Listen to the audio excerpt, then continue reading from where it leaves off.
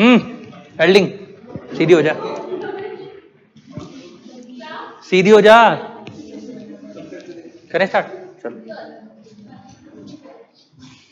चलो भाई स्टार्ट कर रहे हैं appointment of auditors. Next chapter हमारा audit and auditors. Appointment of auditor से स्टार्ट कर रहे हैं। पहले मैं एक चीज क्लियर कर दूं, ये चैप्टर थोड़ा सा टेक्निकल होने वाला है और इसकी जो रेलेवेंस है मैं तुम्हारे को बता ही दिया कि अकाउंट्स प्लस ऑडिट मिलाकर ये 10 नंबर तक के आते हैं। अकाउंट्स प्लस ऑडिट मिलाकर इसकी रेलेवेंस पेपर में तो चलो जो है सो है, लेकिन प्रैक्टिकल लाइफ में बहुत ज्यादा रेलेवेंस है। और मैं एक चीज और क्लियर कर दूं, ये सब कुछ स्टार्ट करने से पहले एक शब्द क्लियर कर लेते हैं, व्हाट इज ऑडिट, है ना। Audit and auditor chapter start करें तो पहले कर लेते हैं ऑडिट, फिर हम ये पढ़ेंगे कि ऑडिट कौन कौन कर सकता है, फिर उसके बारे में बात करेंगे, फिर उसके बाद आगे बढ़ के देखेंगे कि ऑडिट कितने तरीके का होता है और कैसे अपॉइंट होता है ऑडिटर वगैरह वगैरह। पहले मेरे को शब्द बताओ व्हाट इज ऑडिट, और पहले ऑडिट क्या होता है पहले मेरे को ये बताओ, फिर उसके बाद ये बताना कि ऑडिट करने का मेन ऑब्जेक्टिव क्या होता है, ये भी बताना। ऑडिट का मतलब क्या होता है?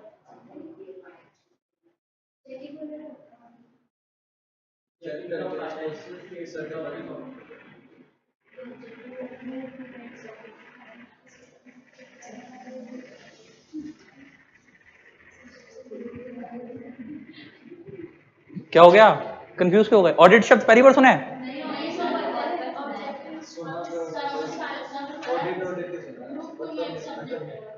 आओ wow, very nice very nice. आओ लिखो लिखो, मैं समझ गया तुम्हारी बात, समझ गया बिल्कुल। आओ देखो, ऑडिट जो शब्द है ना, ऑडिट जो शब्द है वो एक लैटिन वर्ड है ओडायर। लैटिन वर्ड है ओडायर, यहां से डिराइव हुआ है। इसका मतलब होता है टू हियर, टू हियर सुनना, टू हियर। अच्छा एक बात बताओ, वो कह रहा है एक्चुअल में तब तक बताता हूं, आपको पता होगा ये जो बिजनेस जो करने का शासक है ये गुप्ताज मौर्याज मुगल्स ने स्टार्ट करा था, है ना। ये बाकी लोगों को तो धंधा करना आता ही नहीं था, सिर्फ बनिए लोग सबसे ज्यादा बिजनेस करते थे, आज भी करते हैं। तो गुप्ताज मौर्याज मुगल्स जो लोग होते थे, मौर्याज तो मेरे ख्याल से बनियों में आ गए, मुगल्स तो चलो अलग कैटेगरी हो गई। गुप्ताज और मौर्याज ये लोग बिजनेस स्टार्ट करा करते थे पहले। तो जब उनके जमाने से ऑडिट कंसेप्ट चालू हुआ था, उस टाइम पे जो ऑडिटर होता था ना वो टू हियर होता था। मतलब क्या, ऑडिटर ऑडिट करने आता था, वो आपकी कंपनियों की कमी ढूंढता था, मगर वो अपने हिसाब से नहीं ढूंढता था, वो तुम्हारे कहने पे काम करता था। तुम बोलते थे यहां पे भी ढूंढ यहां पे भी ढूंढ, वो ऐसे करता था। क्या आज की डेट में ऑडिटर इंडिपेंडेंट होता है? क्या वो तुम्हारे कहने पे काम करता है या वो लॉ के हिसाब से काम करता है? लॉ के हिसाब से आके चेकिंग करता है कि कंपनी ने ये पूरा कर रखा है नहीं। अच्छा आज के डेट में तो लोग ऑडिटर से डरते हैं, पहले तो लोग ऑडिटर को खुद लेके आते थे कि आकर क्या कर, हमारी चेकिंग कर, ये भी चेक कर ये भी चेक कर। मगर आज के डेट में क्या ऑडिटर का कंसेप्ट मैंडेटरी हो गया, और ऑडिटर कंसेप्ट मैंडेटरी होने की वजह से क्या होता है कि आज के डेट में लोग ऑडिटर से डरते हैं। आज के डेट में ऑडिटर तुम्हारी सुनता है या इंडिपेंडेंट प्रोफेशनल है? वो इंडिपेंडेंट प्रोफेशनल, वो अपने हिसाब से काम करता है। तो पहली बात तो ऑडिट करने का मतलब क्या होता है, पहले हमने समझा कि ऑडिट का वर्ड क्या है, मतलब कहां से ड्राइव होता है, ऑर्डर से। ऑर्डर का मतलब क्या होता है, टू हियर, जो कि प्रैक्टिकली आज फॉलो नहीं होता। आज की ऑडिटर तुम्हारी सुनता नहीं है। अरे अब बताएंगे ना, मगर ये तो मैं पहले की बात कर रहा हूं कि आया क्यों था, शब्द कहां से आया था, तब वो टू हियर क्यों बोलता, समझ आ गया। पहले वो तुम्हारी सुना करता लेकिन अब नहीं सुनता। ऑडिट का मतलब होता है टू चेक,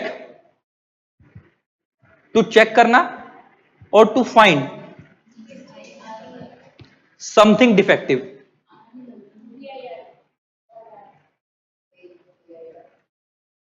सीधी सी भाषा में तुमसे कोई ऑडिट पूछे ना तो ऐसे कह सकते हो रीचेकिंग, यार verification, reverification, verification of accounts कह सकते हो या रीचेकिंग कह सकते हो, वेरिफिकेशन। अच्छा एक बात बताओ, जो अकाउंट्स होते हैं ना कंपनी के अकाउंट्स, वेरिफिकेशन, कंपनी के अकाउंट्स बनाने की जिम्मेवारी किसकी होती है?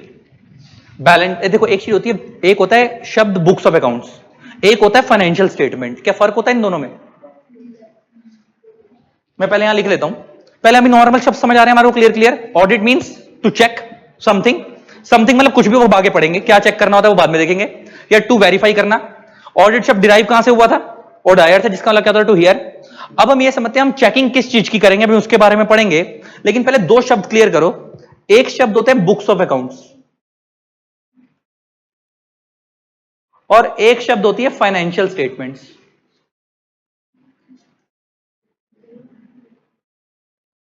इन दोनों में कोई फर्क होता है? बुक्स ऑफ अकाउंट्स के बेसिस पे फाइनेंशियल स्टेटमेंट बनती हैं। मैं कह सकता हूं कि फाइनेंशियल स्टेटमेंट एंड रिजल्ट होता है। बुक्स ऑफ अकाउंट्स में क्या आता है? Cash book, sale book, ledger, journal, ये सब किस में आते हैं? बुक्स ऑफ अकाउंट्स में। इसके बेस पे क्या बनती है? फाइनेंशियल। अच्छा, इसमें क्या आती है? Balance sheet, profit and loss account, cash flow statements, ये सब किस में आती हैं? Financial statement. मैं कह सकता हूं कि बुक्स ऑफ अकाउंट्स के बेसिस पे क्या बनती है? फाइनेंशियल स्टेटमेंट्स बनती है। पक्का? ठीक। अच्छा, एक चीज समझो तो यहां पे लिख लो, ledgers, journals, cash book, sale book etcetera, इधर ही खत्म कर देते हैं। और फाइनेंशियल स्टेटमेंट में क्या आती है? Balance sheet, P&L account, cash flow statement etcetera, ये सब किस में आती हैं? इसमें। इनके बेसिस पे क्या बनाई जाती हैं? फाइनेंशियल स्टेटमेंट्स बनाई जाती हैं। आपको पता है किसी भी कंपनी की बुक्स ऑफ अकाउंट्स और फाइनेंशियल स्टेटमेंट बनाने की जिम्मेवारी होती है मैनेजमेंट की। किसी भी कंपनी की फाइनेंशियल स्टेटमेंट्स बनाने की जिम्मेवारी किसकी होती है? मैनेजमेंट की। मैनेजमेंट की। मैनेजमेंट का मतलब जब मैं बोलूं तो मैनेजमेंट का मतलब होता है board of directors. Board of directors. अच्छा, इसीलिए आपको पता है बैलेंस शीट पे डायरेक्टर्स के साइन होते हैं।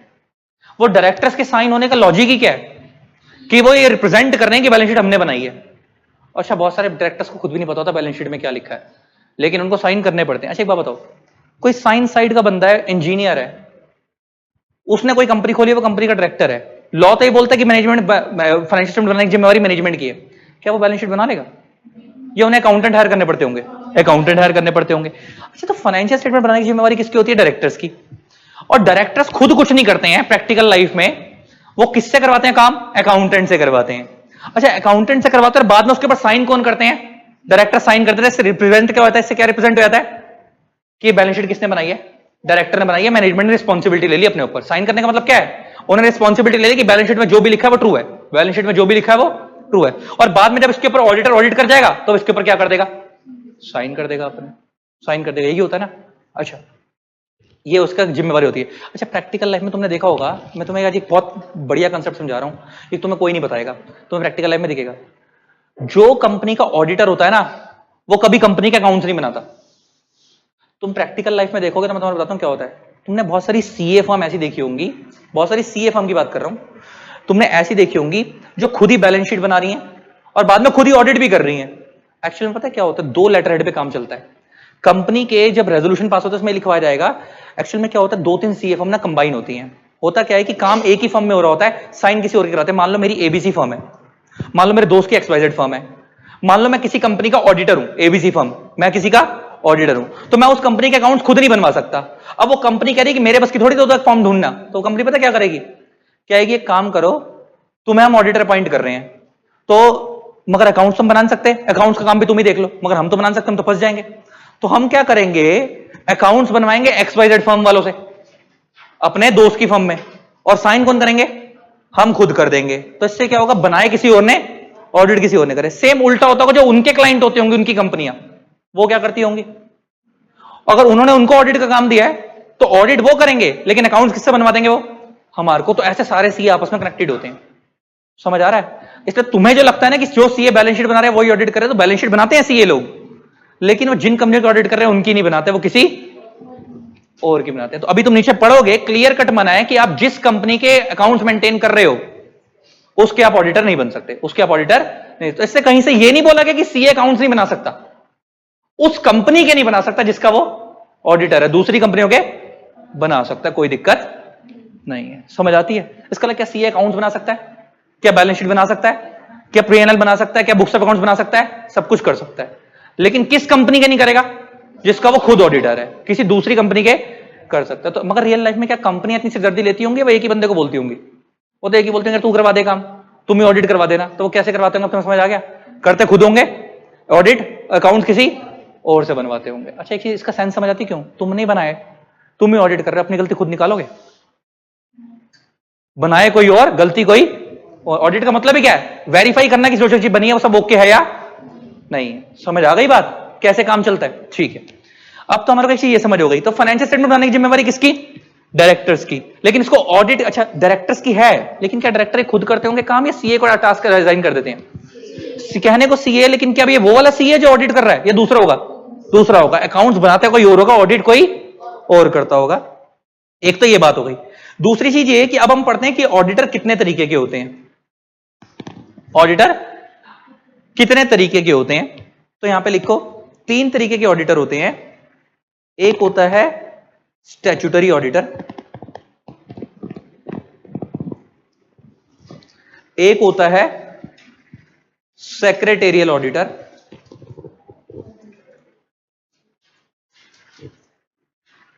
और एक होता है कॉस्ट ऑडिटर।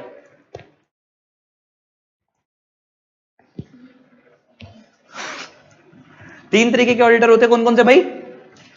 एक स्टैट्यूटरी ऑडिटर, एक सेक्रेटेरियल ऑडिटर और एक कॉस्ट ऑडिटर। मैं तुम्हें एक नॉलेज के लिए चीज बताऊं, एक्चुअल में सारी स्टैट्यूटरी, स्टैट्यूटरी का मतलब है जिनको लॉ ने पावर दी ऑडिट करने की। क्या वो दोनों हवा में कर रहे हैं ऑडिट, या उनको भी लॉ नहीं दी होगी? लॉ नहीं दी होगी। बस फर्क क्या है कि सबसे पहले ऑडिट ये वाला आया था, तो इसलिए नाम स्टैट्यूटरी इसको बोलते हैं और बाकियों को नहीं बोलते। स्टैट्यूटरी ऑडिट के अंदर क्या होता है, इस ऑडिट में क्या होता है, कंपनी की फाइनेंशियल स्टेटमेंट्स को ऑडिट किया जाता है।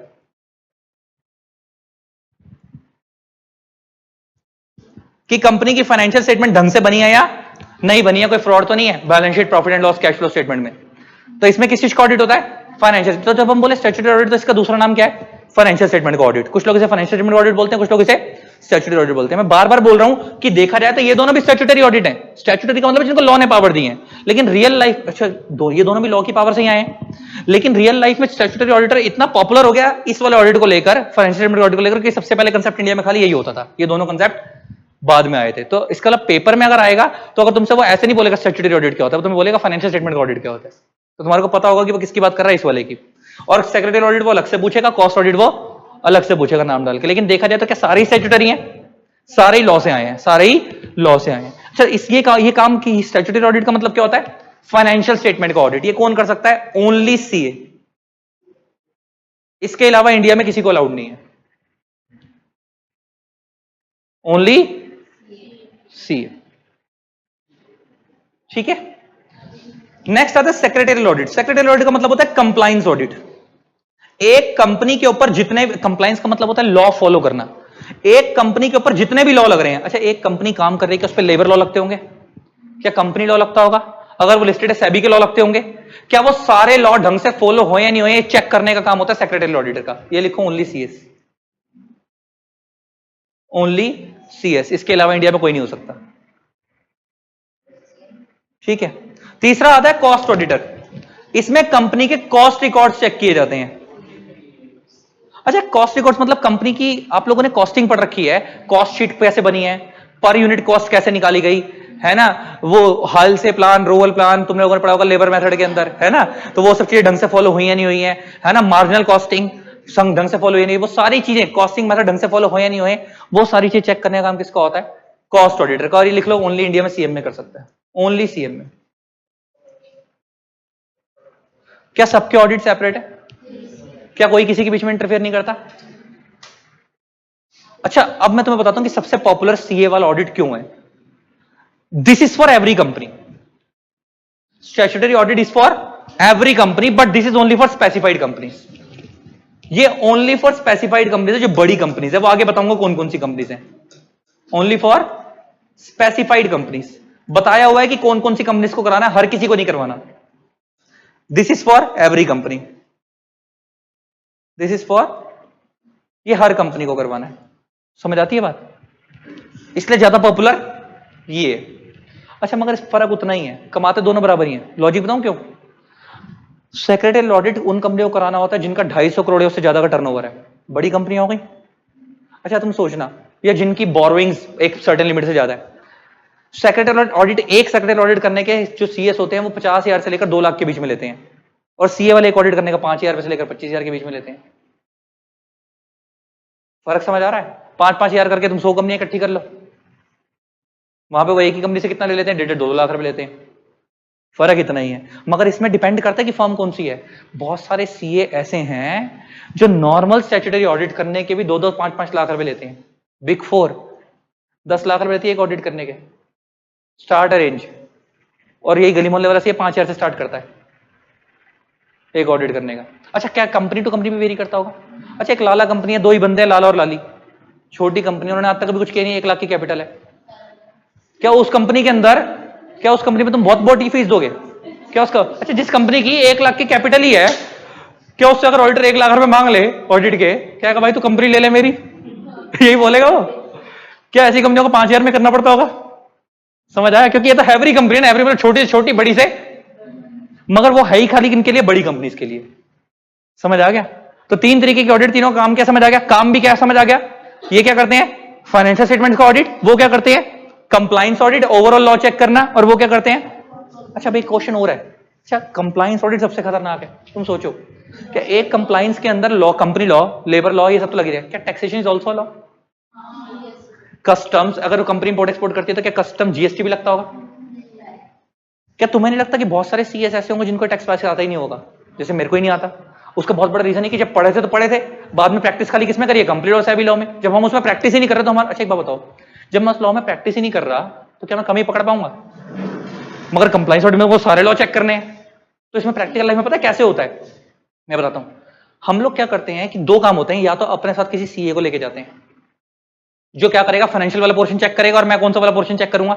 लीगल वाला पोर्शन चेक करूंगा। दूसरा तरीका एक और होता है कि आप कंपनी का जो सीएफओ है, कंपनी का जो, उससे साइन करवा लो, अंडरटेकिंग लिख के लिखवा लो कि भाई हमारी कंपनी का फाइनेंस वाला पोर्शन ओके, फाइनेंस वाला पोर्शन ओके। अच्छा उसका एक बहुत बड़ा रीजन क्या है कि सीएस के ऑडिट करने से पहले सीए का ऑडिट हो जाता है। क्या तो सीए वाला सारे पोर्शन चेक करके जा चुका होगा? तो कंपनी के सीएफओ से साइन करवा लो कि हमारी कंपनी का फाइनेंस वाला पोर्शन ओके है। फिर अगर उन्होंने ओके कर दिया तो हमारे को खाली चेक की कौन सा वाला पोर्शन करना है?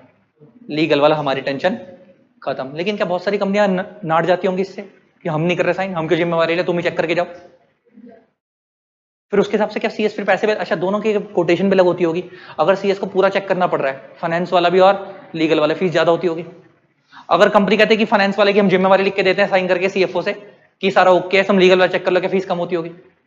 कम होती होगी। मेहनत कम है तो फीस भी कम है। तो वो डिपेंड करता है केस टू केस। मैंने दोनों तरीके के ऑडिट करे हुए हैं। हमने वो वाला ऑडिट भी करा जहां पे हमारे को कंपनी ने बोला सारा करोगे तुम ही,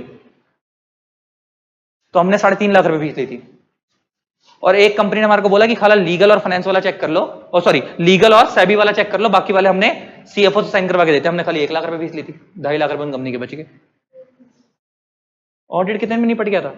11 दिन में निपट गया था, मतलब 10,000 रुपए रोज के, 10 या 11 दिन में निपट गया था, है ना? ठीक है। अच्छा कुछ कुछ कंपनी के ऑडिट तो 5-5 दिन में निपट जाते हैं, 50,000 रुपए मिल जाते हैं, 60,000 रुपए मिल जाते हैं। तुम सोचते हो कि साला महीने में 5 ऑडिट ही आ जाए यार, काम ही खत्म हुए, है ना? तो ये डिपेंड। अच्छा मगर एक चीज तो मानते हो, ऑडिट कौन पकड़ पाता होगा? ऑडिट में कमियां कौन पकड़ता होगा? जिसको खुद ने काम करा होगा अपने हाथ से। बहुत सारे लोग ना इतने वो होते हैं, मेरे को बच्चे बोलते सर मेरे को ना वो फॉर्म वाले कह रहे हैं कि तुमसे फॉर्म फाइलिंग करवाएंगे, तुमसे ऑडिट नहीं करवाएंगे। और बहुत सारे फॉर्म वाले ऐसे होते हैं जो ऑडिट करवाते हैं, फॉर्म फाइलिंग नहीं करवाते, जिन पे जिसका जैसा काम है। तुम्हें नहीं लगता कि बैलेंस होना चाहिए दोनों चीजों का? अच्छा तुम एक चीज सोचो, तुमने फॉर्म फाइलिंग तुम्हें करनी आती ही नहीं, तुम सीधा ऑडिट करने पहुंच गए, तुम फॉर्म में कमी पकड़ोगे कैसे जब तुमने आज तक खुद ही फाइल नहीं करी? इसमें कमी हो कहां सकती है? क्या तुम्हें खुद भी आनी चाहिए पहले वो? तो रियल लाइफ में मेरी फर्म में बैलेंस था, जहां से मैंने आर्टिकलशिप की थी वहां पे फॉर्म फाइलिंग भी थी और ऑडिट भी। मेरा एक दोस्त है वो बड़ा खुश होकर गया उस फर्म के अंदर, भाई मेरी फर्म में ना 16 कंपनियों के ऑडिट है। और 16 कंपनी का ऑडिट खत्म जाता, तो जब तुम ऑडिट का सीजन आता होगा क्या वो लगे रहते होंगे? अच्छा अगर 10-10 12-12 दिन एक कंपनी को दे रहे हैं तो एक महीने में 3 ऑडिट निपट रहे हैं 3 कंपनियों के, 16 कंपनियों को कितना सारा टाइम लगता होगा ऑडिट में। तो वो बड़ा खुश था। मैंने कहा तो पकड़ता क्या है वहां पे जाके? तेरे को फॉर्म तो तूने आज तक फाइल ही नहीं करके देखा, तेरे को पता क्या होगा क्या होता है इसमें? तो कहता मेरा बॉस पकड़ता है। मैं तू क्या करता है फिर? कह रहा फाइल पकड़ा तो साथ साथ, फाइल फोटो कॉपी करके लानी है, अंदर से लाएगा, है ना? फाइल हाथ में पकड़ा देगा बॉस को। कह रहा खाने पीने को मिल जाता है, खाने पीने को तो मिलता ही है। अच्छा खाने को तो तुम्हारे को बहुत इज्जत मिलती है, बिल्कुल दामाद की तरह ट्रीट करते हैं। मैं पहली बार गया तो मैं शर्मा रहा था यार। हम होता है ना बचपन से किसी के घर जाते हैं, कोई बोलता है बेटा चाय, हम नहीं आंटी नहीं, है ना? ऐसे ही होता ना, हम तो वही वाले बच्चे थे। पहली बार कंपनी में गए तो वो कंपनी वाले कह रहे हैं कि सर है आर्टिकलशिप में बना नहीं था अभी, मैं आर्टिकलशिप चल रही थी, ऑडिट करने गए बॉस के साथ। तो उसने बोला कुछ खाना है बेटा? कंपनी का प्यून पूछ रहा है मेरे से। तो प्यून नहीं पूछने आएगा, डायरेक्टर थोड़ी पूछने आएगा मेरे से। तो हम तो चेक कर रहे हैं, तो प्यून ने मेरे को कहा कुछ खाना है? मैंने कहा नहीं सर नहीं, पानी लियो बस। मेरा बॉस कहता क्या पागल है, मंगा।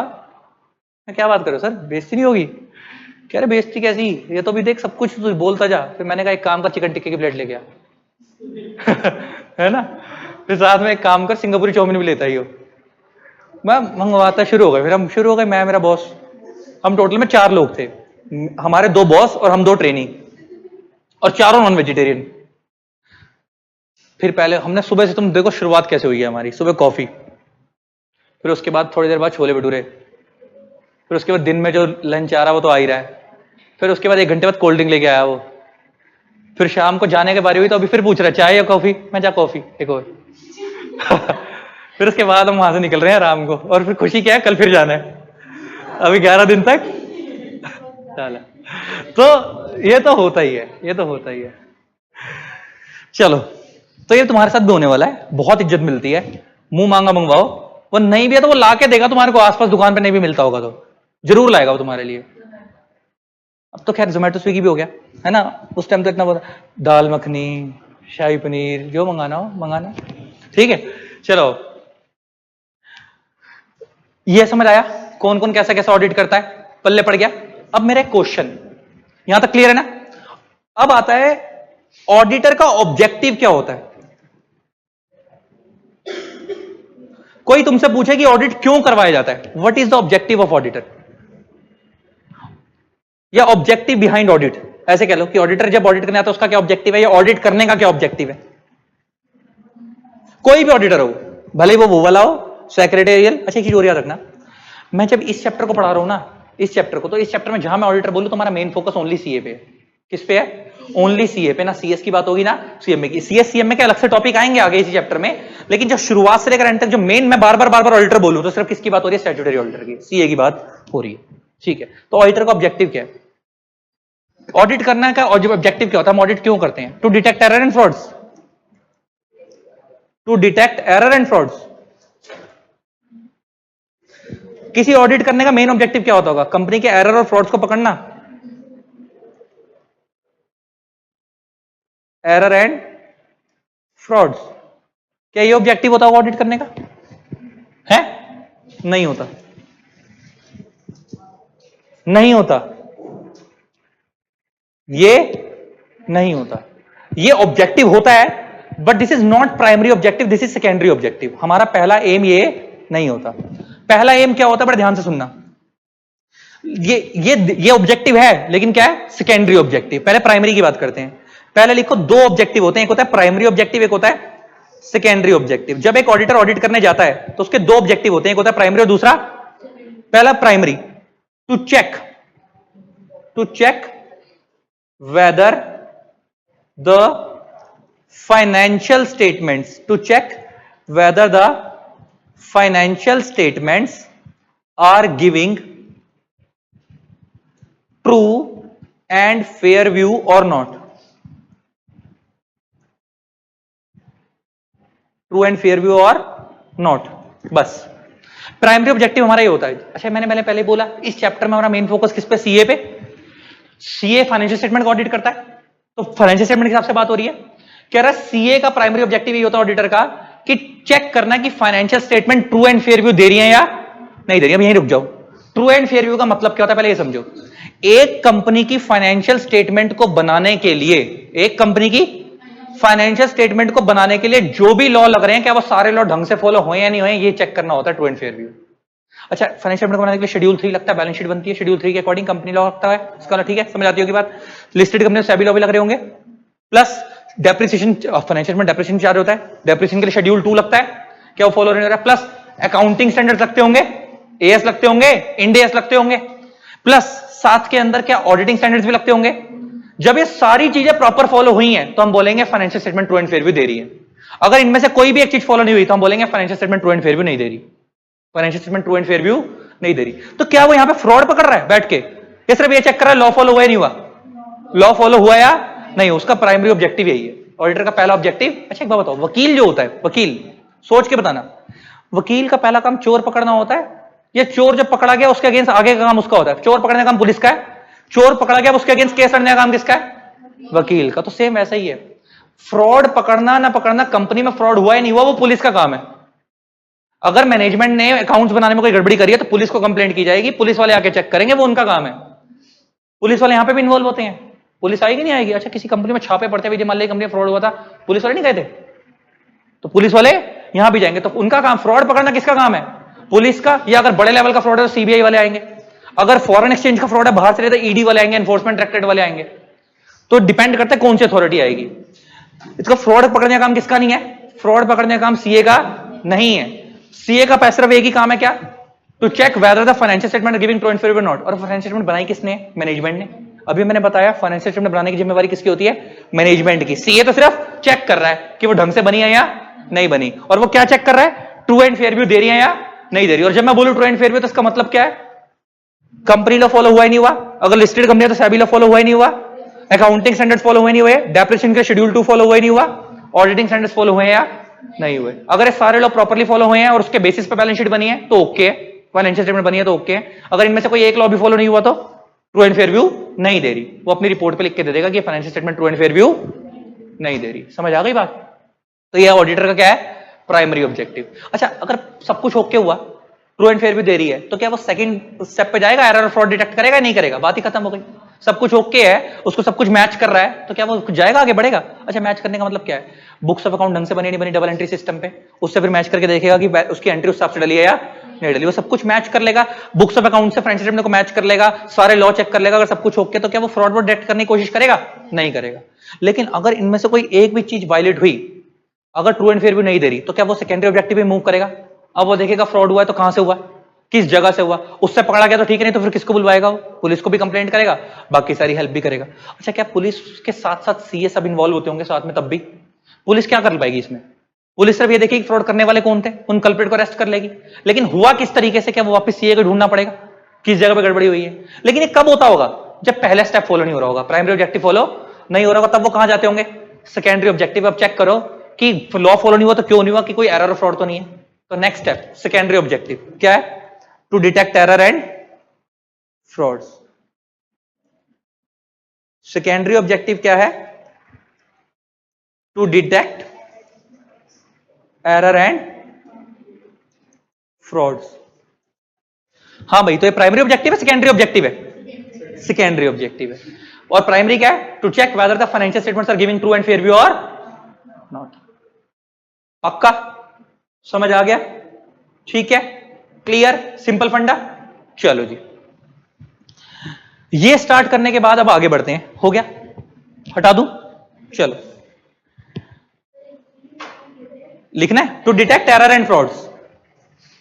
कंपनी में कोई फ्रॉड हुआ है या एरर हुआ है, अभी इसके ऊपर मैं प्रैक्टिकल चीजें बताऊंगा, कुछ प्रैक्टिकल केस स्टडी बताऊंगा जो बहुत बड़े बड़े फ्रॉड हुए थे। सत्यम स्कैम हुआ था, बताऊंगा अभी विंडो ड्रेसिंग के बारे में, अभी करेंगे बात। डिलॉयट का केस हुआ था, है डिलॉयट ने फ्रॉड करा था, अभी दिखाएंगे। केपीएमजी ने फ्रॉड करा था, उसके बारे में बात करेंगे। ई&वाई ने भी फ्रॉड करा पीछे, वो फंसी है। पीडब्ल्यूसी ने फ्रॉड करा था अभी पीछे, वो भी फंसी थी। सारी बिग फोर फंस चुकी हैं, सबके बारे में बात करेंगे अभी। ठीक है, उन सबके अलग अलग स्कैम थे, सबने अलग तरीके स्कैम करा। सत्यम के स्कैम में उनकी ऑडिटर कौन थी? पीडब्ल्यूसी, जिसने सबसे ज्यादा पैसा करके फ्रॉड करवाया था, है ना। डिलॉयट ने अभी पीछे आईएलएफएस का जो स्कैम हुआ था, infrastructure leasing and finance company, जिसमें फ्रॉड करा था लास्ट से 4-5 साल पहले, वो फ्रॉड भी किसने करवाया था? डिलॉयट ने करवाया था। वो जो विसल ब्लोअर के साथ, सारी बिग फोर बड़े बड़े फ्रॉड में इन्वॉल्व हैं, अभी आएंगे उनके बारे में बात करेंगे। प्राइमरी ऑब्जेक्टिव्स क्या? अच्छा, बिग फोर कहने को तो वर्ल्ड की 4 ऑडिट फॉर्म्स हैं बिग फोर, साला उसमें बैठने वाला तो इंडिया नहीं है। जो इंडिया में आके ऑपरेट करेगी तो बैठेगा तो कौन? तुम्हारे खून में तो वही है। फर्म के ऊपर कोई भी ना, क्या सारे करप्ट होते हैं या अच्छे भी होते होंगे? कुछ अच्छे भी होते हैं, हर तरीके का इंसान है, अच्छा भी है बुरा भी है। नीचे आते हैं भाई, देखो अब ये स्टार्ट करने से पहले मैं क्या बोल रहा हूं, बैटरी पढ़े। चलो देखो, मेरे को ये बताओ, क्या 2 तरीके की मीटिंग होती हैं? एक होती है बोर्ड मीटिंग और एक होती है जनरल मीटिंग्स। अच्छा, बोर्ड मीटिंग जो होती है वो किसकी होती है? डायरेक्टर्स की। और बोर्ड मीटिंग में क्या पास होता है? Board resolution. और जनरल मीटिंग किसकी होती है? शेयर होल्डर्स की, शेयर होल्डर्स की, ठीक है ना।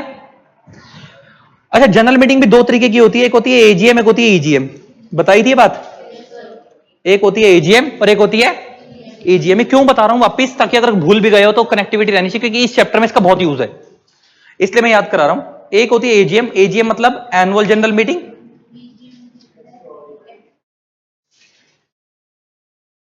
और ईजीएम का मतलब होता है एक्स्ट्रा ऑर्डिनरी जनरल मीटिंग।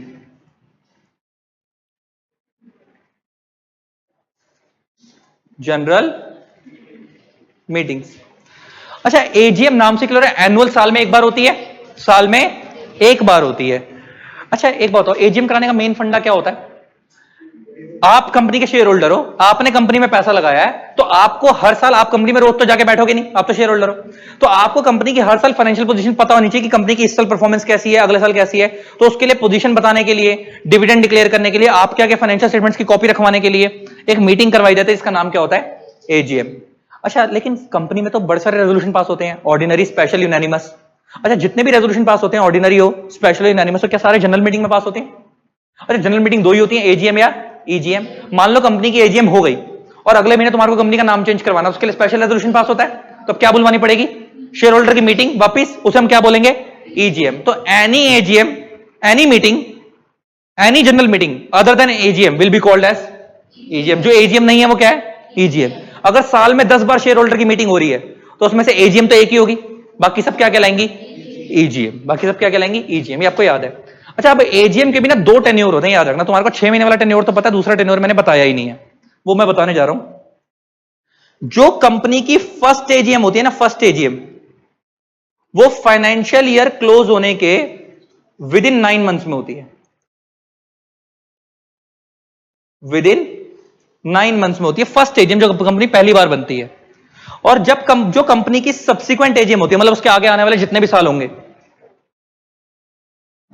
वो वाली जो एजीएम होती है वो कंपनी की फाइनेंशियल ईयर क्लोज होने के 6 महीने में होती है। तो फर्स्ट एजीएम कितने टाइम में होती है? फाइनेंशियल ईयर क्लोज होने के 9 महीने में। और सब्सिक्वेंट एजीएम कितने सालों में होती है? फाइनेंशियल क्लोज होने के 6 महीने में। तो इसका मतलब अगर ये मान लो, अगर 22-23 साल चल रहा है और मान लो कंपनी 2000, मान लो, अच्छा 22-23 का मतलब क्या है? 1/4/2022 से लेकर 31 मार्च 2023 तक का साल है। मान लो कोई कंपनी 1 अप्रैल को इनकॉर्पोरेट हुई है, अभी बनी है, 1 अप्रैल को ही बनी है, 1 अप्रैल 2022 को बनी है, कोई कंपनी एक्स लिमिटेड इनकॉर्पोरेट हुई है, तो इसका साल कब खत्म होगा? 31 मार्च 2023 को। तो इसकी जो पहली एजीएम होगी ना, वो 6 महीने में नहीं होगी, वो 9 मंथ्स में होगी, विद इन 9 मंथ्स। तो पहली वाली जो एजीएम है, जो उसकी ड्यू डेट होती है, वो होती है 31 दिसंबर, 31 दिसंबर 2023, पहली एजीएम की। इसके अंदर क्या हो रही है? इस कंपनी की फर्स्ट एजीएम हो जानी चाहिए, पहली एजीएम हो जानी चाहिए। और इस एजीएम में क्या होता है? कंपनी की फाइनेंशियल पोजीशन बताई जाती है। अच्छा, अकाउंट्स क्लोज होंगे 31 मार्च को, तो उसके बाद ऑडिट करवाए जाएंगे, बैलेंस शीट रेडी की जाएगी, सब कुछ होगा। ऑडिट वगैरह कराने के बाद जनरल मीटिंग बुलवाई जाती है। तो पहली एजीएम कब तक की होती है? 9 महीने में करानी होती है फाइनेंशियल क्लोज होने के। अच्छा, ये तो डेडलाइन है कि आप सितंबर अक्टूबर में करवाना चाहो, जुलाई में करवाना चाहो, करवा सकते हो, करवा सकते हो। ये तो डेडलाइन है कि आपको कब तक करवानी है? 31 मार्च तक करवानी है। अच्छा, ये जो पहली एजीएम आपको 9 मंथ्स में करानी है, इसके बाद अच्छा जो 23-24 की एजीएम होगी, ये तो 22-23 है, 23-24 की जो एजीएम होगी वो कब होगी? 1/4/23 से लेकर 31 मार्च 24 तक का जो साल है, इसकी एजीएम कब होगी? With in 6 months. इस साल की एजीएम कब होगी? फाइनेंशियल ईयर क्लोज होने के 6 मंथ्स में। तो इसकी डेट जो होगी वो क्या होगी? 30 सितंबर 2024। ये क्या है? Due date of AGM. इसका मतलब जो कंपनी की पहली एजीएम होती है वो कब होती है? फाइनेंशियल ईयर क्लोज होने के 9 महीने में। उसके बाद आगे वाली जितनी भी एजीएम होती है वो सब कब होती है? फाइनेंशियल क्लोज होने के 6 महीने। 6 महीने तो आपको पता था, मेरे ख्याल से 9 महीने वाला नहीं पता था। 9 महीने नहीं पता था ना? ठीक है, तो ये लिख लिया। अब मैं आगे बढ़ जाऊं, अब मैं कनेक्शन करने वाला हूं यहां से। अब मैं इसका बुक से स्टार्ट करने वाला हूं। हाँ भाई, गांव वालों स्टार्ट करें? ठीक है, क्या 5 मिनट लिख रही है? क्या हो गया इसका?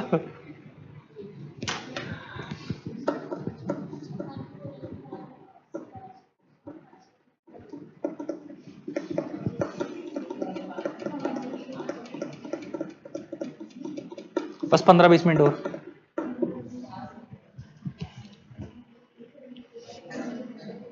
लिख लिया? लिख लो,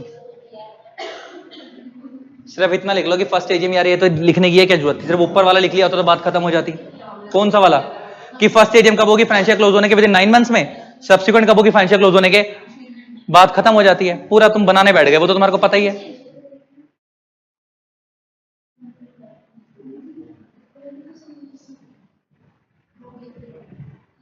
ठीक है। क्या हो गया, बैटरी नहीं बोल रही यार, बैटरी तुमने लिख लिया, क्या बात है, वेरी नाइस। बढ़े आगे, चलो अभी अभी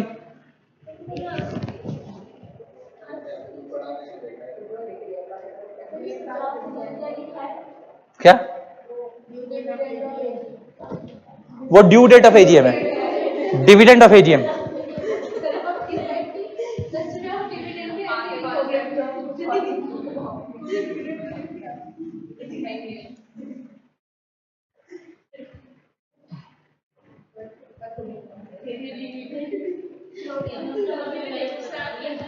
आगे बढ़े, ठीक।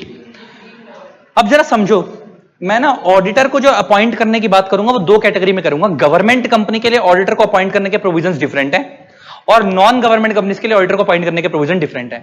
मतलब सेग्रीगेशन प्राइवेट और पब्लिक कंपनी के बेस पे नहीं है, सेग्रीगेशन किसके बेस पे है, गवर्नमेंट और नॉन गवर्नमेंट। भले अच्छा अच्छा, अगर वो गवर्नमेंट भी दोनों हो सकती है, प्राइवेट और पब्लिक, नॉन गवर्नमेंट भी दोनों हो सकते हैं, प्राइवेट और पब्लिक। कोई भी प्राइवेट कंपनी आप ऐसी पब्लिक कंपनी जिसके अंदर 51% या उससे ज्यादा की पेड ऑफ शेयर कैपिटल किसके हाथ में होती है, सरकार के हाथ में होती है, सेंट्रल गवर्नमेंट या स्टेट गवर्नमेंट के हाथ में, तो वो कौन सी कंपनी बन जाती है, गवर्नमेंट कंपनी बन जाती है। तो ले दे के सीधी सी भाषा में बात यह है कि गवर्नमेंट कंपनी के प्रोविजन अलग है, अदर देन गवर्नमेंट कंपनी के प्रोविजन अलग है। तो हमें यह फर्क नहीं पड़ता वो कंपनी प्राइवेट है पब्लिक है, बस ये देखना पड़ेगा वो गवर्नमेंट है या नहीं है। अगर नॉन गवर्नमेंट है तो प्रोविजन अलग, गवर्नमेंट है तो प्रोविजन अलग। तो अभी मैं जो प्रोविजन स्टार्ट कर रहा हूं वो मैं नॉन गवर्नमेंट कंपनीज के लिए स्टार्ट कर रहा हूं, या ऐसे कर देते हैं इसको, प्राइवेट कंपनीज और public companies other than government companies, other than government companies. किसके प्रोविजन पढ़ रहे हैं हम, प्राइवेट कंपनी और पब्लिक कंपनी अदर देन। अच्छा, ये सब कुछ स्टार्ट करने से पहले मैं एक बात तो बताना भूल गया कि एक चीज लिख लो यहां पे कि इसमें सेक्शंस कितने पढ़ने हैं, मैं वो तो बताना भूल ही गया इस चैप्टर में, क्योंकि उसकी कनेक्टिविटी आगे आएगी तो पता होना चाहिए। इस चैप्टर में जो आप लोग सेक्शन पढ़ोगे वो पढ़ोगे सेक्शन 139 से लेकर 148 तक, ठीक है जी। इस चैप्टर में जब सेक्शंस पढ़ोगे कितने पढ़ोगे, 139 से लेकर 148 तक, प्लस जो इस चैप्टर में जो रूल्स पढ़ोगे वो पढ़ोगे companies audit rules 2014, companies audit and auditor rules 2014, plus इस चैप्टर में जो फॉर्म की सीरीज होगी वो होगी form ADT, form ADT series के फॉर्म होंगे, फॉर्म एडीटी सीरीज। जैसे ऑडिटर अपॉइंट करोगे तो फॉर्म एडीटी 1, ऐसे जैसे इनकॉर्पोरेशन के आईएनसी सीरीज के होते हैं, डायरेक्टर के डीआईआर सीरीज के होते हैं, ऐसे इसके सीरीज के होंगे फॉर्म एडीटी। एडीटी किससे बना समझ आ गया आपको, ऑडिट से। ये इस चैप्टर में आप लोगों को पढ़ना है, ठीक है। स्टार्ट करें अब हम बात कर रहे हैं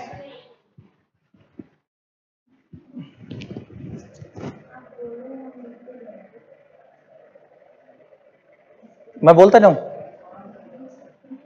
हो गया, ठीक है।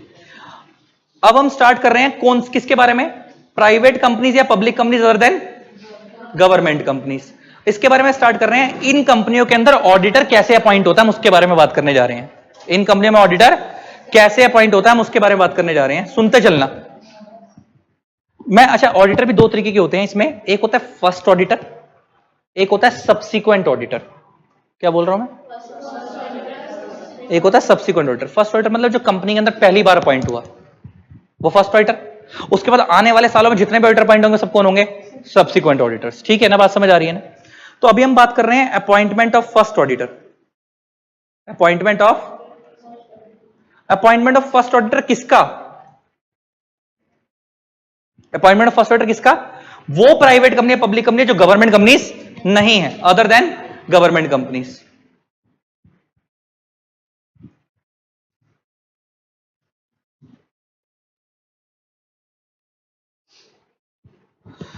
फर्स्ट ऑडिटर लिखो, फर्स्ट ऑडिटर अपॉइंट होगा, मान लो एक कंपनी एक्स लिमिटेड बनी, मान लो एक कंपनी एक्स लिमिटेड बनी 1/4/2022 को, ये एक्स लिमिटेड की डेट ऑफ इनकॉर्पोरेशन है। क्या है, date of incorporation. X limited की क्या है ये डेट ऑफ इनकॉर्पोरेशन। मान लो कोई कंपनी बनी 1/4/2022 को, ठीक है। अगर जो कोई कंपनी बनती है, पहला ऑडिटर इस कंपनी बनने के विद इन 30 डेज में अपॉइंट किया जाएगा। विद इन 30 डेज के अंदर board of directors first auditor appoint करेंगे। फर्स्ट ऑडिटर अपॉइंट करेंगे by passing BR, by passing BR, board resolution. तो पहला ऑडिटर किसी कंपनी में कब अपॉइंट होता है? जब कोई कंपनी बनती है उसके 30 दिन में। कौन अपॉइंट करता है इसको? बोर्ड ऑफ डायरेक्टर्स पास करते हैं। कैसे अपॉइंट करते हैं? By passing board resolution, BR, board resolution. और बोर्ड रेजोल्यूशन कहां पास होता है? बोर्ड मीटिंग में। तो डायरेक्टर्स ने बुलवा के पास करा होगा। कितने दिन में? With in 30 days. आगे लिख दो, विद इन 30 डेज कहां से? Of incorporation. 30 दिन कहां से लेने हैं? इनकॉर्पोरेशन से। तो फर्स्ट ऑडिटर कंपनी कब अपॉइंट होता है? Within 30 days of incorporation by passing BR. आगे बढ़े। अच्छा, ऐसा हो सकता है कि डायरेक्टर फेल हो गए, अपॉइंट नहीं कर पाए किसी रीजन की वजह से। हो सकता है उन्हें बंदा नहीं मिला जिसको अपॉइंट करना था, है ना, या कोई भी ऐसा रीजन है, वो खुद ही कुछ पागल थे, उन्हें समझ नहीं आ रहा था कुछ, या कोई भी रीजन हो व्हाटसोएवर, डायरेक्टर फेल हो गए, अपॉइंट नहीं कर पाए। ऐसा हो सकता है। कह रहा है अगर डायरेक्टर फेल हो गए तो 90 डेज के अंदर, नेक्स्ट 90 डेज में शेयर होल्डर अपॉइंट करेंगे अपनी मीटिंग बुलवाकर। अच्छा, कुछ सोचो, शेयर होल्डर अपॉइंट करेंगे अपनी मीटिंग बुलाकर नेक्स्ट 90 डेज में, तो क्या एजीएम हो सकती है? एजीएम तो फाइनेंशियल क्लोज होने के बाद होगी, और ये तो अभी साल के बीच में ही हो रही है, अभी तो साल क्लोज ही नहीं हुआ, अभी तो पहला साल चालू हुआ है। तो वो कौन सी मीटिंग होगी? ईजीएम। कौन सी होगी? ईजीएम। समझ आती है बात? तो इसका मतलब ये कि पहला ऑडिटर कब अपॉइंट होगा? Within 30 days of incorporation by passing BR, if board of directors fails to appoint first auditor. If board of director fails to appoint first auditor, then within next 90 days, then within next 90 days,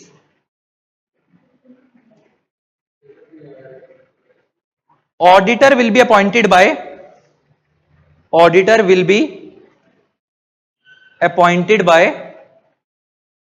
shareholders.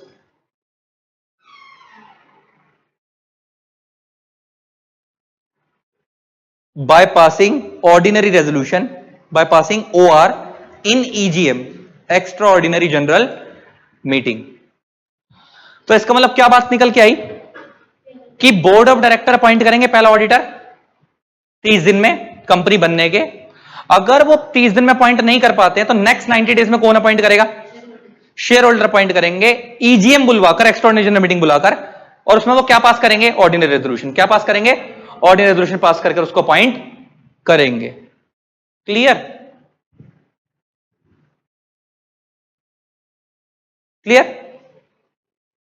Clear? आगे बढ़ो। अब आता है जी, ये जो appoint हो गया इसका टेन्योर कब तक का है? टेन्योर ऑफ फर्स्ट ऑडिटर लिखो, टेन्योर ऑफ फर्स्ट ऑडिटर। ये कब तक के लिए अपॉइंट किया जा रहा है? टेन्योर ऑफ फर्स्ट ऑडिटर कब तक का है? टिल फर्स्ट एजीएम, बस खत्म। फर्स्ट एजीएम पे से आउट होना पड़ेगा, टिल फर्स्ट एजीएम, खत्म।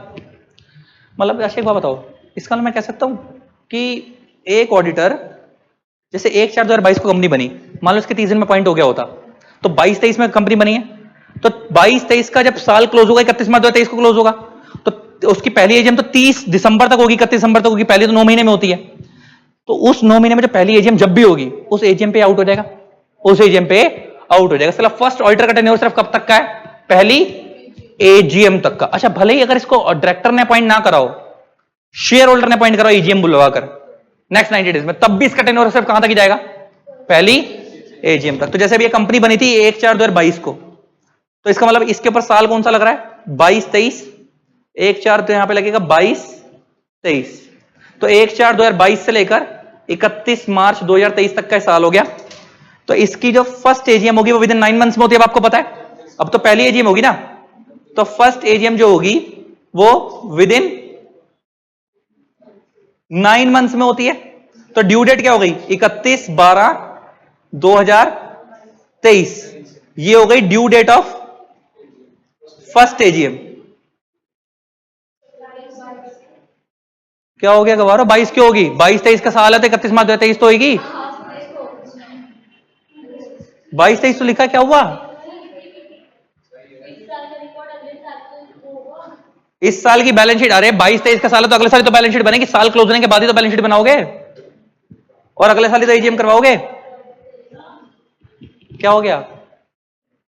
Why you are so confused? बढ़े आगे, ठीक है।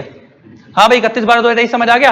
ये क्या है? Due date of first AGM. अच्छा, ये तो ड्यू डेट है। मान लो कंपनी ने 30 सितंबर को ही करवा दी, 30 सितंबर 2023 को क्या करवा दी? First AGM conducted, AGM conducted इस डेट को करवा दी, तो उसका टेन्योर सिर्फ कहां तक का है? यहां तक का। उस ऑडिटर का टेन्योर सिर्फ कहां तक का है? वो तो डेट है ना, ड्यू डेट है, मतलब 31 दिसंबर तक करानी है, आप उससे पहले करवा लो। मान लो उन्होंने 30 सितंबर को ही करवा दी, नहीं करवाई वहां पे, तो उसका टेन्योर सिर्फ कहां तक का होगा? यहां तक का। कहां तक का? यहां तक का। अच्छा, यहां तक ऐसा पता क्यों करा? अभी तक ये जो ऑडिटर है ना, ये देखने के लिए ढंग से काम कर रहा है नहीं कर रहा। पहले ऑडिट में उसका काम ढंग से समझ आ जाएगा।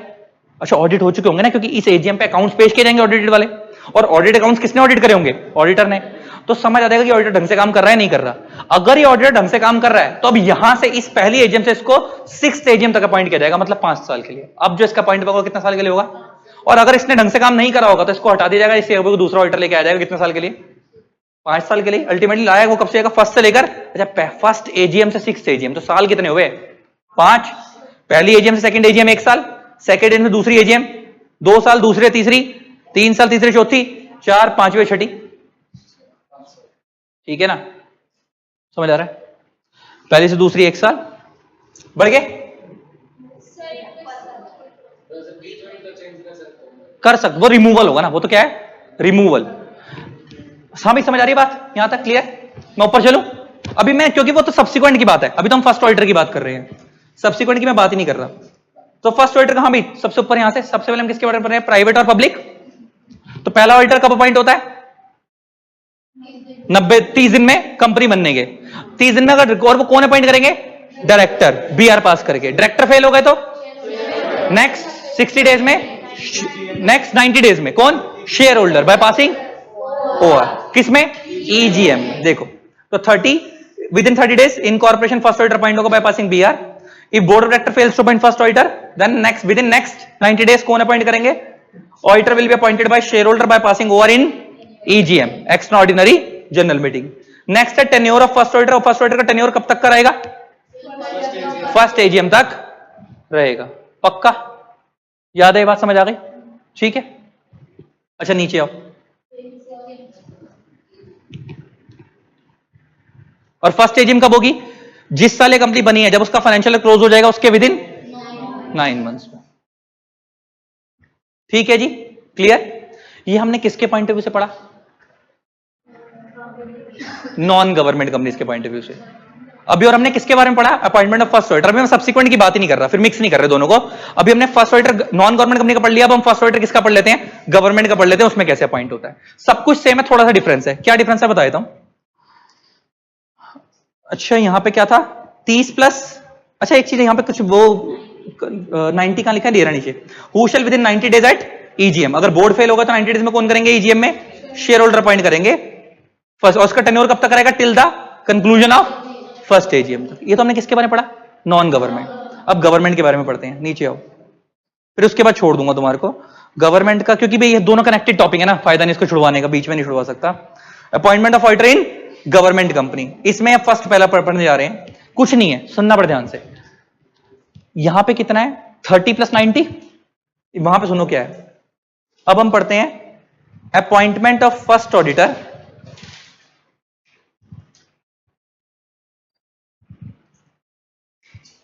In government companies, in government companies. अच्छा तुमने कभी एक नाम सुना बॉडी का? कैग। कैग का ऑफिस है यहां पे, controller and auditor general of India. यार तुम गवा रही हो क्या? ये तो 11वीं 12वीं में पढ़ाया जाता है इको में, है 11वीं की इको थी ना, 11वीं की इको, उसमें पढ़वाया था ये कैग। कैग का, अच्छा यहीं से चले जाओ, आईटीओ के बाहर ही है कैग का office, controller and auditor general of India. सुनना पड़े ध्यान से क्या काम है इसका। कैग नाम सुन लिया, क्या है कैग की फुल फॉर्म क्या है, controller and auditor general of India. CAG कभी खुद ऑडिट नहीं करता, कैग गवर्नमेंट कंपनी को ऑडिट नहीं करता, वो गवर्नमेंट कंपनी को ऑडिटर अपॉइंट करता है। तो गवर्नमेंट कंपनी में ऑडिटर कौन अपॉइंट करेगा, वो कौन सी अथॉरिटी अपॉइंट करती है, कैग। तो ये क्या खुद ऑडिट कर रही है, नहीं, लेकिन गवर्नमेंट डिपार्टमेंट्स का ऑडिट ये खुद करता है। गवर्नमेंट कंपनी और गवर्नमेंट डिपार्टमेंट फर्क पता है ना। कंपनी तो कौन सी है जिसके अंदर 51% ज्यादा कंट्रोल उसका है, गवर्नमेंट डिपार्टमेंट कौन होगा, जैसे पुलिस डिपार्टमेंट हो गया, ये डिपार्टमेंट है, सरकारी हॉस्पिटल्स हो गए बड़े बड़े, दिल्ली यूनिवर्सिटी हो गई, सब क्या है डिपार्टमेंट्स। गवर्नमेंट डिपार्टमेंट का ऑडिट कैग खुद करता है, लेकिन गवर्नमेंट कंपनीज का ऑडिट कैग खुद नहीं करता, उसके लिए ऑडिटर कैग अपॉइंट करता है। समझ आ गई बात, समझ आ गई कैग का क्या काम है। ये खुद सरकारी बॉडी, एक ऑटोनॉमस बॉडी है ना, समझ आ गई बात। जैसे सेबी है एक ऑटोनॉमस बॉडी, इंडिपेंडेंट बॉडी, ऐसे समझ आया। अब जरा पढ़ो इसका कैसे होगा। मान लो कोई कंपनी 1/4/2022 को इनकॉर्पोरेट हुई है, मान लो एक कंपनी एक्स लिमिटेड, और ये गवर्नमेंट कंपनी है, और ये 1/4/2022 को क्या हुई है, इनकॉर्पोरेट हुई है। तो इसका जो फर्स्ट ऑडिटर होगा वो within 60 days of incorporation appoint होगा, within 60 days of incorporation appoint होगा इसका फर्स्ट ऑडिटर। और ये कौन अपॉइंट करेगा, appointed by CAG, appointed by CAG, controller and auditor general of India. Controller, controller नहीं है, controller, controller, COMPT, controller and auditor general of India. ये controller का मतलब होता है जो पूरा का पूरा ये जो फाइनेंस लेवल को संभालते हैं, जो टॉप लेवल के लोग होते हैं, controller and auditor general of India. अच्छा, ये खुद एक ऑफिसर है, ये पता है कैसे है, जैसे आरओसी का ऑफिस है तो उसके हेड का नाम भी आरओसी और ऑफिस का नाम भी आरओसी। तुम्हें पता है कैग का जो ऑफिस है उसके अंदर जो हेड पे बैठा ऑफिसर उसका नाम भी क्या है, कैग, और ऑफिस का नाम भी कैग है।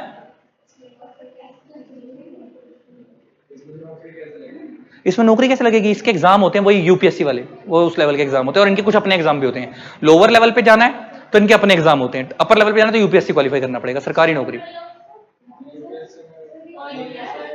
जो उस रैंक के लोग होते हैं, आईएफएस फाइनेंशियल सर्विस वाले रैंक के लोग जो उसमें जाते हैं, इनकम टैक्स ऑफिसर वाली कैटेगरी वाले लोग। हाँ आईआरएस होते हैं, वो इंडियन रेवेन्यू सर्विसेज वाले लोग होते हैं, राइट। हाँ, appointed by CAG, controller and auditor general of India.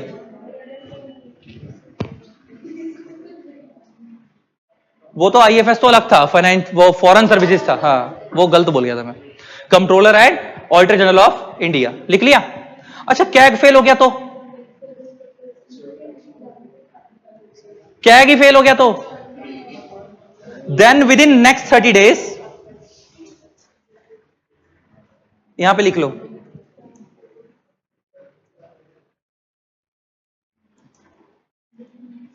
With in next 30 days board of directors will appoint first auditor. Board of directors appoint करेंगे फर्स्ट ऑडिटर, कब, इफ कैग फेल्स। कब होगा ऐसा, कैग फेल हो गया तो पहले 60 दिन में अगर कैग नहीं अपॉइंट कर पाया तो नेक्स्ट 30 डेज में कौन अपॉइंट करेंगे, बीओडीज। अच्छा, डायरेक्टर भी फेल हो गए तो then within next 30 days, next 60 days, next 60 days के अंदर शेयर होल्डर्स अपॉइंट करेंगे, अपॉइंट करेंगे first auditor in EGM, in EGM by passing OR, by passing OR, ordinary resolution. तो ये ऐसे बन गया 60 + 30 + 60 कि पहले 60 डेज के अंदर कंपनी इनकॉर्पोरेट होने के कौन करेगा, कैग। कैग फेल हो गया तो नेक्स्ट 30 डेज में कौन करेंगे, डायरेक्टर्स। डायरेक्टर भी फेल हो गए तो नेक्स्ट 60 डेज में कौन करेंगे, शेयर होल्डर। किस में करेंगे, ईजीएम में। By passing over. ठीक है, टेन्योर कब तक का होगा? Tenure of first auditor till first AGM. Tenure of first auditor कितना होगा? टिल फर्स्ट एजीएम के बाद ये भी आउट, ये भी आउट। टेन्योर कब तक का होगा? वही सेम टिल फर्स्ट एजीएम। हाँ भाई, तो नॉर्मल कंपनी के लिए कितना है? 30 + 90, 30 + 90। पहले 30 दिन में डायरेक्टर और नेक्स्ट 90 डेज के अंदर शेयर होल्डर्स। गवर्नमेंट कंपनीज के केस में क्या है? 60 + 30 + 60। तो मैं कह सकता हूं 60 दिन 120, 150 हो गए, और वहां पे 30 + 90 120 हो गए। सरकारी कंपनी थोड़ा टाइम ज्यादा दे दिया, सरकारी कंपनी थोड़ा टाइम ज्यादा दे दिया। तो यहां पे क्लास में एक पैराग्राफ समरी बना लो। तो अदर देन गवर्नमेंट कंपनी के लिए क्या टेन्योर है,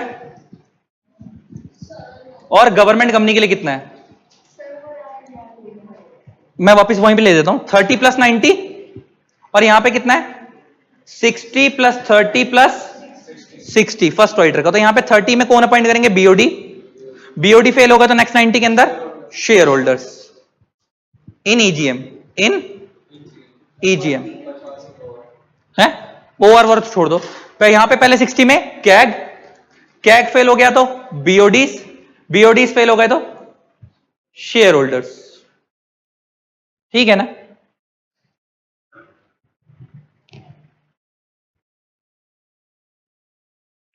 समरी हो गई।